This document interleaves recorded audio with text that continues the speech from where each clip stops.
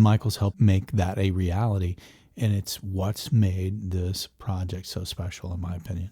Michael, you made me really work pretty hard delivering the vocals on this song. I remember coming home from that recording session going, that was a lot of work. Do you remember that? The keeper vocals? You pushed me to a new level, I think. Yeah, because you're just trying to get the right feel, but then some things just need to be, I don't know, if somebody's too thinking about the message too much, they may forget about the natural feel of how that information needs to come across, and it just takes somebody to remind you. So it almost sounds conversational when it just flows out of you and stuff. And that's such a delicate song, and all came together.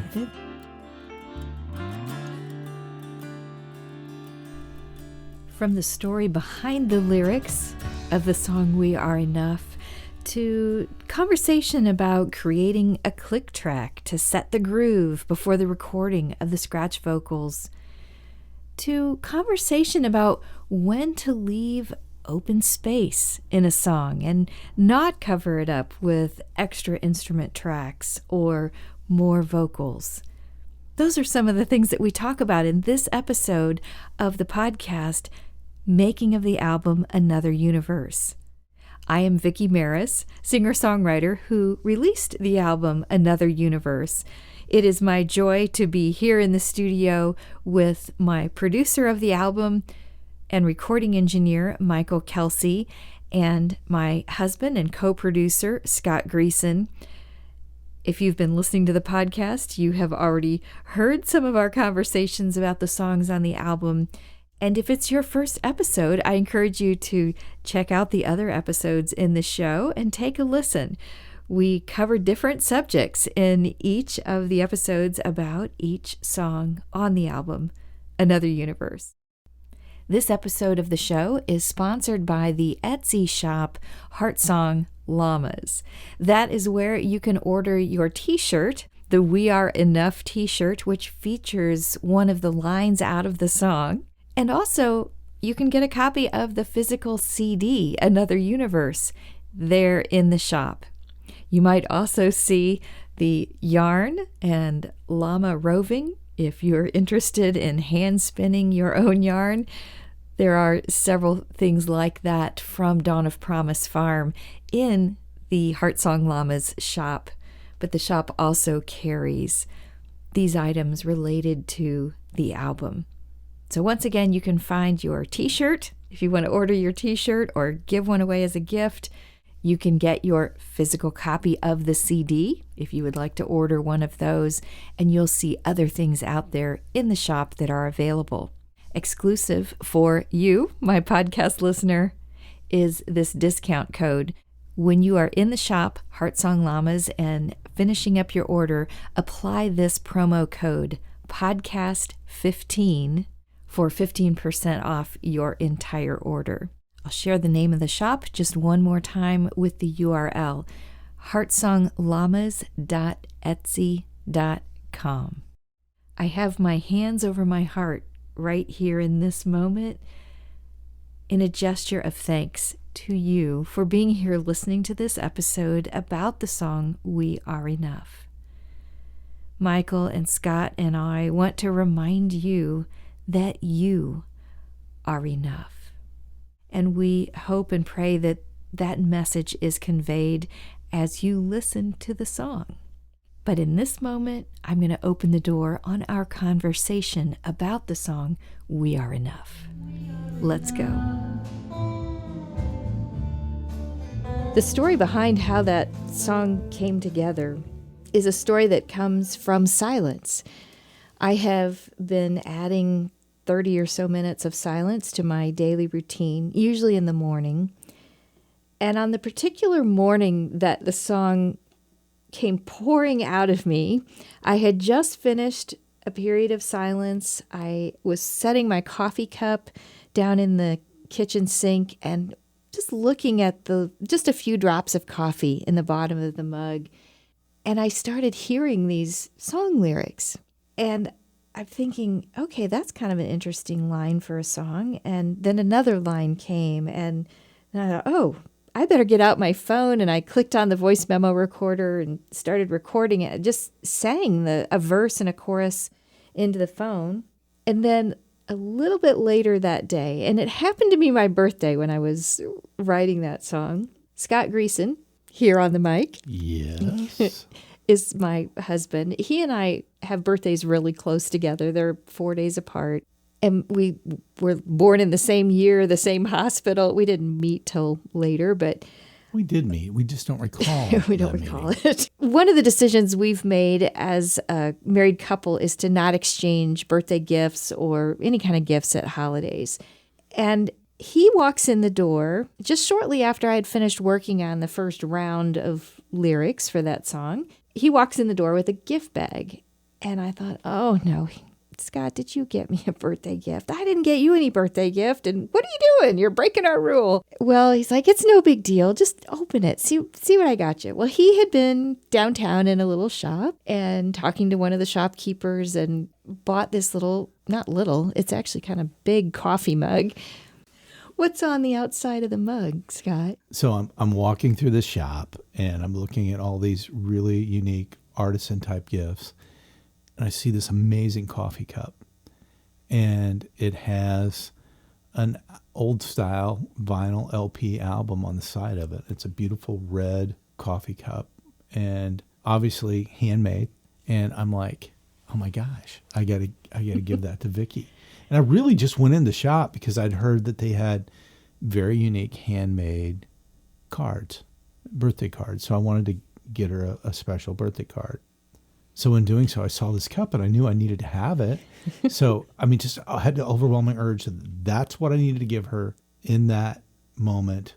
And so I responded. And the thing was actually a lot more expensive than what I wanted to spend for a coffee cup. You broke that rule, I too. did. But I found this beautiful card in the coffee cup. And the young lady was so kind, and she put it in this beautiful bag and wrapped it for me. I took it home. What we think is fascinating about all of this is that those two things came together. I'm writing a song that has a line in it about a coffee mug. Give me one mug of morning and a slow glass of night. And while I'm writing those song lyrics and I'm staring in my coffee mug that I had used for drinking coffee that morning, you're purchasing a coffee mug for me for my birthday. And it literally, I'm 12 minutes from home. I hop in the car. I drive home. I'm all excited because I found this beautiful coffee cup and this card. I forgot about that because you had other things about your workday, like other meetings and things, but you ran home to bring that, didn't you? I had forgotten that piece. That's a little bit behind the lyrics that are in the song We Are Enough. I've been asked a couple times about the genre that it fits into because it's a little different from some of the other songs on the album, and each one of the songs kind of has its own feel to it. Thank you, Michael Kelsey. Yeah. So the one thing I want to share about that is I have not been writing to stay in a specific genre or a specific feel or a specific groove. I've just been allowing the lyrics or the melody. Sometimes the melody comes first, but I've just been allowing that to come out and capturing it and just going from there. The beauty of being a singer-songwriter that doesn't necessarily police their genre, which, you've done this on this album, and Michael's helped make that a reality. And it's what's made this project so special, in my opinion. Michael, you made me really work pretty hard delivering the vocals on this song. I remember coming home from that recording session going, that was a lot of work. Do you remember that? The keeper vocals? You pushed me to a new level, I think. Yeah, because you're just trying to get the right feel, but then some things just need to be, I don't know, if somebody's too thinking about the message too much, they may forget about the natural feel of how that information needs to come across, and it just takes somebody to remind you. So it almost sounds conversational when it just flows out of you and stuff. And that's such a delicate song, and all came together. For me, it reminds me, it's very much a vocal jazz piece for me. And I don't mean jazz in the kind of a complex jazz. I'm talking more of a popular radio type jazz feel to it. And it's cool because it's so unique to anything else you've ever written, and it's unique to anything else on the album. but also the song itself stands alone. I hear it, I want to hear it again.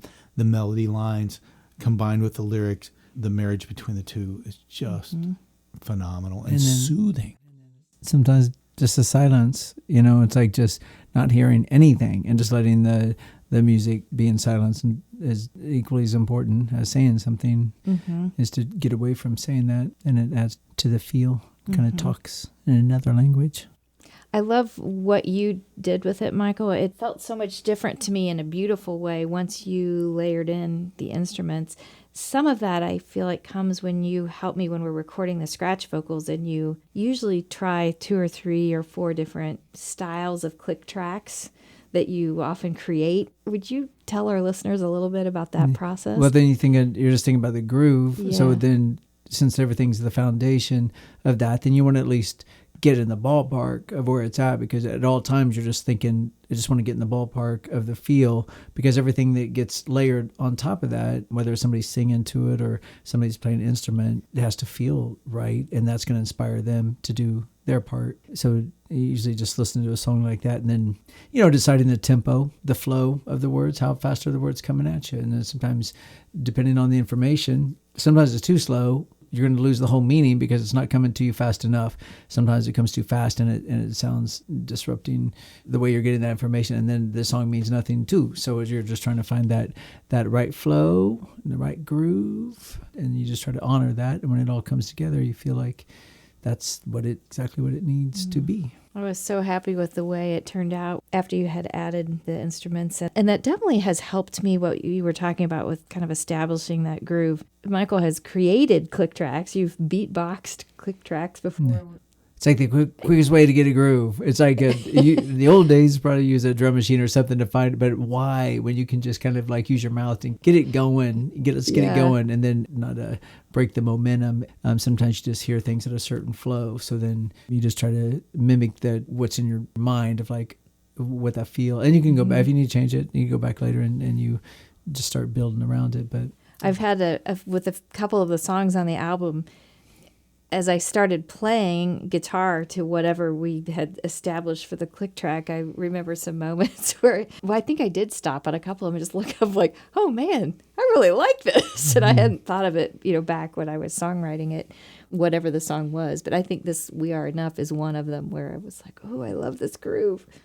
One thing about this song is, like so many of the other songs on the album, some of the songs are whimsical, but this one has a very soothing feeling to it, but the message is very important. And I don't want anybody to lose sight of what that message is that just being yourself is all that is needed, whether it be in a relationship, a romantic relationship, or that of a friendship. Just be who you are. Yeah, and what I was conveying in those lyrics, or hoping to convey, is that what you are in any given moment is enough. I've been learning that as I have been reading books that fall into that category. I enjoy watching YouTube videos by Kyle Cease, and he talks often about that concept, about being okay with the moment and who you are in this moment, and the things that are happening in this moment have a design, and even the difficult things, that they're doing something to get us ready for a moment that's coming up. I wanted to convey that with those lyrics. It's helped me, I'm just going to be honest, as your spouse and also your fellow musician, to realize that, sometimes we get focused on the fact that next thing that's coming up, boys, is going to be bigger. It's going to be better, but the reality of it is the now, this very second, is exactly what we need to be, and we need to realize what that moment is. Mm-hmm. It is enough. Yeah.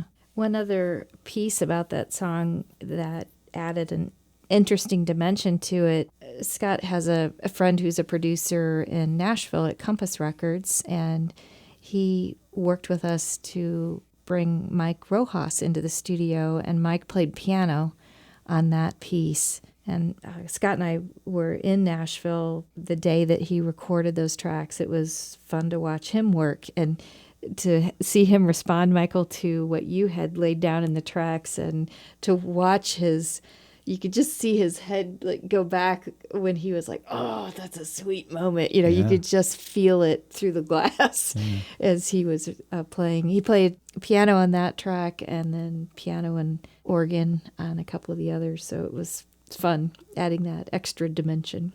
This thing is phenomenal, and I just really love the song. I love the message. I love the way it was delivered, and it's one of those songs I never get tired of hearing. Oh, thank you.